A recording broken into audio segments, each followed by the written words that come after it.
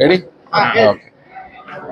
ಈ ದಿನ ಸುಮಾರು 12:30 1 ಗಂಟೆ ನಡುವೆ ಏನಾಗಿದೆ ಅಂತ ಹೇಳಿದ್ರೆ, ನಮ್ಮ ಮಾರಿಯಾಳ್ ಪೊಲೀಸ್ ಸ್ಟೇಷನ್ ವ್ಯಾಪ್ತಿಯಲ್ಲಿ ಸೂಳೆಬಾವಿ ಅಂತ ಹೇಳಿ ಒಂದು ಗ್ರಾಮ ಇದೆ.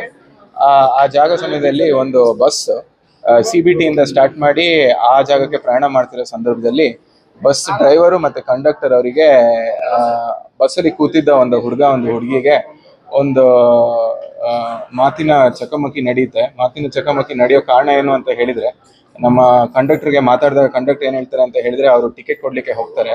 ಟಿಕೆಟ್ ಕೊಡೋ ಸಂದರ್ಭದಲ್ಲಿ ಅವರು ಟಿಕೆಟ್ 1-2 ಟಿಕೆಟ್ ಕೇಳ್ತಾರೆ.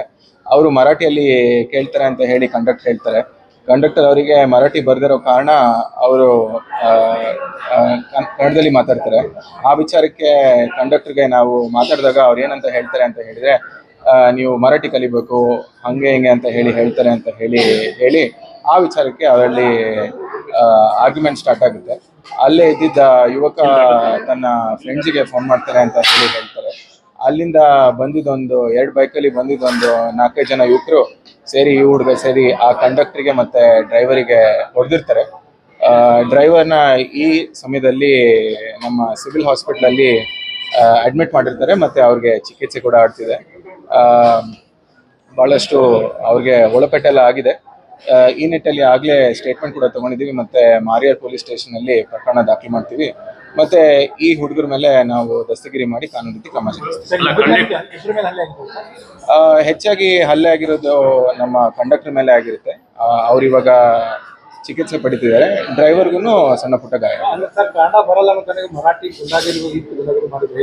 ಇದು ನಮ್ಮ ಕಂಡಕ್ಟರ್ ಹೇಳೋ ಪ್ರಕಾರ ಈ ವಿಚಾರಕ್ಕೇನೆ ಆಗಿರೋದು ಅಂತ ಹೇಳ್ತಾರೆ. ನೀವು ಮರಾಠಿ ಮಾತಾಡಲ್ಲ ಅಂತ ಹೇಳಿ. ಸೊ ಅವರು ಹೇಳಿದ ಪ್ರಕಾರನೇ ನಾವು ಸ್ಟೇಟ್ಮೆಂಟ್ ತಗೊಂಡಿದ್ದೀವಿ. ಆ ನಿಟ್ಟಲ್ಲೇ ನಾವು ಪ್ರಕರಣ 100% ಅರೆಸ್ಟ್.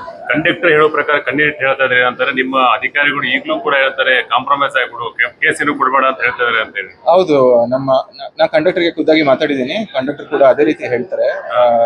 ಆ ನಿಟ್ಟಲ್ಲಿ ನಾವು ಅದನ್ನ ಕೂಡ ವಿಡಿಯೋ ರೆಕಾರ್ಡಿಂಗ್ ಮಾಡ್ಕೊಂಡಿದ್ವಿ. ಇದ್ರ ವರದಿನ ನಾವು ಪೊಲೀಸ್ ಆಯುಕ್ತರಿಗೆ ಒಪ್ಪಿಸ್ತೀನಿ. ಆ ನಿಟ್ಟಲ್ಲಿ ಅವ್ರ ಮೇಲೆ ಡಿಸಿಪ್ಲಿನರಿ ಆಕ್ಷನ್. ಅಧಿಕಾರಿಗಳು ಈ ತರ ಹೇಳ್ತಾರೆ, ಅದನ್ನ ವಿಚಾರಣೆ ಮಾಡ್ಬೇಕಾಗುತ್ತೆ ಏನಕ್ಕೆ ಹಂಗೆ ಆಗಿದೆ ಅಂತ ಹೇಳಿ. ಈಗ ತಾನೇ ನಂಗೆ ವಿಚಾರ ತಿಳಿದು ಬಂದಿದ್ದು. ನಾ ಬಂದು ನನ್ನ ಮೊದಲನೇ ಆದ್ಯತೆ ಏನಾಗಿರುತ್ತೆ ಅಂತ ಹೇಳಿದ್ರೆ, ಇವ್ರಿಗೆ ನಾವು ಫಸ್ಟ್ ಅರೆಸ್ಟ್ ಮಾಡೋದು ಆದ್ಯತೆ ಆಗಿರುತ್ತೆ. ಮುಂದಿನದರಲ್ಲಿ ನಮ್ಮ ಸ್ಟೇಷನ್ ವ್ಯಾಪ್ತಿಯಲ್ಲಿ ಏನನ್ನ ಲೋಪದೋಷ ಇದೆ ಅದ್ರ ಬಗ್ಗೆ ನಾವು ಕ್ರಮ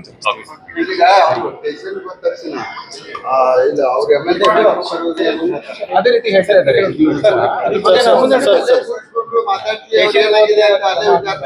ಇಲ್ಲ, ಅದೇ ಈ ಕಂಡಕ್ಟರ್ ಕೂಡ ಹಂಗೆ ಹೇಳಿದ್ದಾರೆ ನನಗೆ. ನಾ ವಿಚಾರಣೆ ಮಾಡಿದ್ದೀನಿ ಅವರಿಗೆ. ಕಂಡಕ್ಟರ್ ಕೂಡ ಹಂಗೆ ಹೇಳಿದ್ದಾರೆ.